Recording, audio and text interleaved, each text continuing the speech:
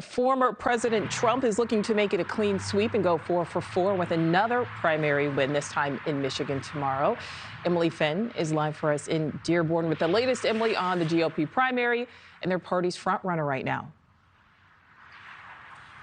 Hey, Nichole. Well, I can tell you on the Republican side of things here, it's looking pretty likely that former President Trump is going to win here in Michigan, but there are some outstanding factors that may complicate his seemingly inevitable victory here. I'm talking about Nikki Haley and her determination to stay in this race. We're saying even despite some of her top donors, the Koch network, pulling their support from her campaign last night, Haley says that she still was able to rake in another $1 million in fundraising, even after another loss in South Carolina. She has been stuck in this losing streak during the primaries so far, but Haley's indicated she has no plans to exit the race. She's even hosting a campaign event in Grand Rapids today. That is expected to get started any moment now.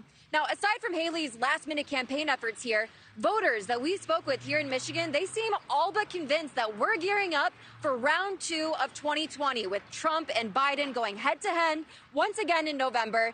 Biden won the state in 2020 by 150,000 votes, but you'll remember it was Trump who claimed victory here in 2016. So if we are looking at a Trump-Biden rematch, Michigan is going to be a battleground for both candidates. When we look back, it was pretty close between the two of them. Trump will have to work very hard to attract Michigan's more moderate voters, while Biden is going to have to appeal to those Arab American voters, especially right here in Dearborn, as we just heard from Joe Khalil. Nichole. All right, so Emily, speaking of that, I mean, how is the Trump campaign, how is the Haley campaign working to try to get out the vote ahead of tomorrow?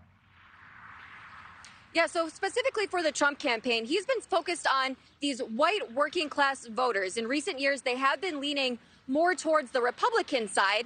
But something interesting in Michigan, something that our NewsNation team was extensively covering last fall, was the UAW strikes. And so the auto workers, that is something that Trump has been really prioritizing in the state of Michigan to ensure that he has that solid group of voters locked down for him. President Biden has also been prioritizing that same voting bloc as well. He did receive the endorsement from UAW President Shawn Fain. So we'll be keeping a close eye on those white working class voters to see which way they're going to lean, Nichole. All right, yeah, we will see what happens. Emily, thank you. Thank you for watching. Go to newsnationnow.com to find NewsNation on your television provider. And don't forget to click the red subscribe button below to get more of NewsNation's fact-driven, unbiased coverage.